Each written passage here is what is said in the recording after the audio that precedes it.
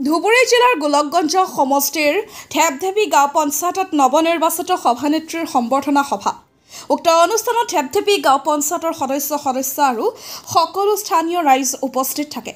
সভানেত্ৰী দীপালী ৰায়ে নিৰ্বাচিত হৈ প্ৰতিজন ৱাৰ্ড সদস্যসকল আৰু সাধাৰণ ৰাইজক ধন্যবাদ জ্ঞাপন কৰে। পিছে সভানেত্ৰী দীপালী ৰায় নিৰ্বাচিত হৈ ভগৱানৰ নামত শপত গ্ৰহণ কৰি কৈছে, প্ৰতিজন ভোটাৰ ৰাইজক সমদৃষ্টিৰে চাই চিতি কাম কাজ কৰিম।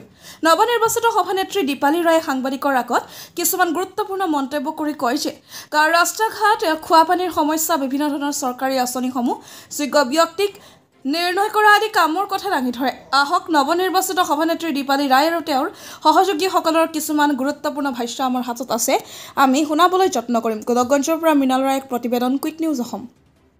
হয়, আপোনাৰ পৰিচয় দিব। নমস্কাৰ, মোৰ নাম দীপালী ৰায়।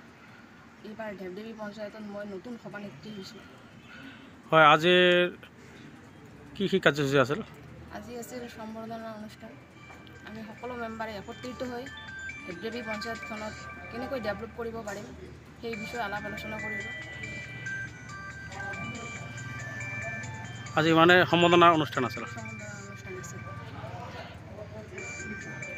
হয়, ৰাইজক কি জনাব? ৰাইজক এইটোৱে জনাম যে সকলো মেম্বাৰে দেখিব, চাব যে ক'ত কি হৈ আছে, পঞ্চায়তৰ কি কাম, ৰাস্তা ঘাট হোৱা নাই সেই বিষয়ে। যিহেতু আজি নতুনকৈ পঞ্চায়তখন আজি গঠন কৰিলে, কেনেকুৱা কাম কাজ কৰিব? সুশৃংখলভাৱে কাম কৰিম আৰু যতখিনি পাৰিম গোটেইখিনি একত্ৰিত হৈ সুশৃংখলভাৱে কাম কৰিম।